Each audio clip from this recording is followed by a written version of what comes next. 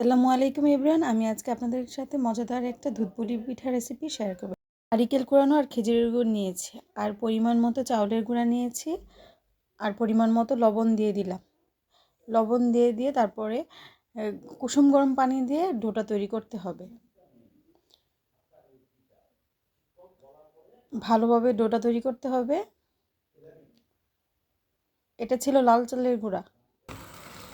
তারপর আমি এখানে একটা প্যান বসিয়ে দিলাম। প্যানের মধ্যে আমি খেজুরের গুঁড়োগুলো দিয়ে দিলাম দুধপুলি পিঠা পুরটা তৈরি করার জন্য। তারপরে আমি নারকেল কোরানো দিয়ে দিলাম।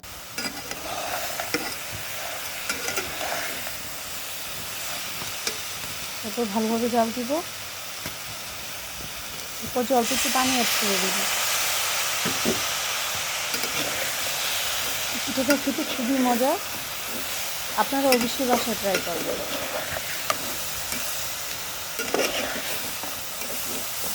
আমি খেজুরের গুড় আর নারকেল কোরানো ভালোভাবে একসাথে জাল দিয়ে নিলাম।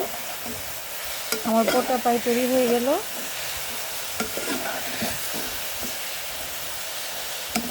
পোটা খেতে কিন্তু খুবই মজা হয়েছিল। এটাকে আঞ্চলিক ভাষায় নারকেল পাকানোও বলে। আমার ডো তৈরি করা শেষ। এখন আমি পিঠা বানিয়ে নিব। একটা পিঠা বানিয়ে আপনাদেরকে দেখাচ্ছি।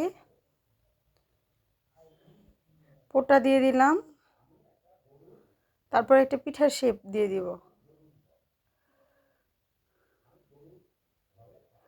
খুবই ইজি বানানো। এটা তো চালের গুঁড়ার পিঠা ছিল, আর লাল চালের গুঁড়ার পিঠা, তার জন্য দেখতে এরকম হয়েছিল। লাল চাল কিন্তু আমাদের স্বাস্থ্যের জন্য খুবই উপকারী। লাল চাল যেমন আমাদের স্বাস্থ্যের জন্য উপকারী, লাল চালের পিঠাও আমাদের স্বাস্থ্যের জন্য উপকারী। একে একে আমি সবগুলা পিঠা বানিয়ে নেব।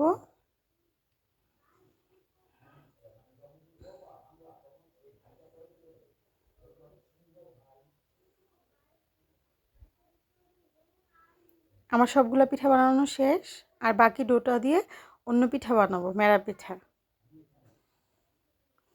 তারপর আমি পিঠাগুলোকে স্টিম করে নিলাম, ভাপ দিয়ে নিলাম।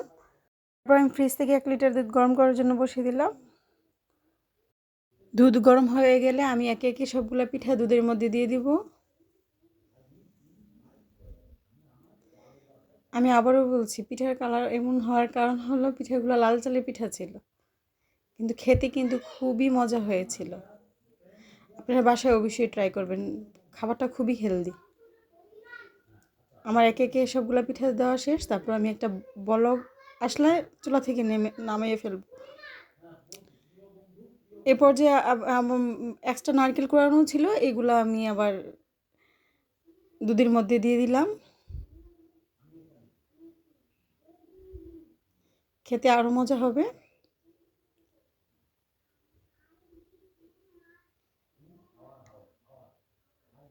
আল্লাহ হাফেজ। আপনারা অবশ্যই বাসায় ট্রাই করবেন। ভিডিওটি দেখার জন্য ধন্যবাদ।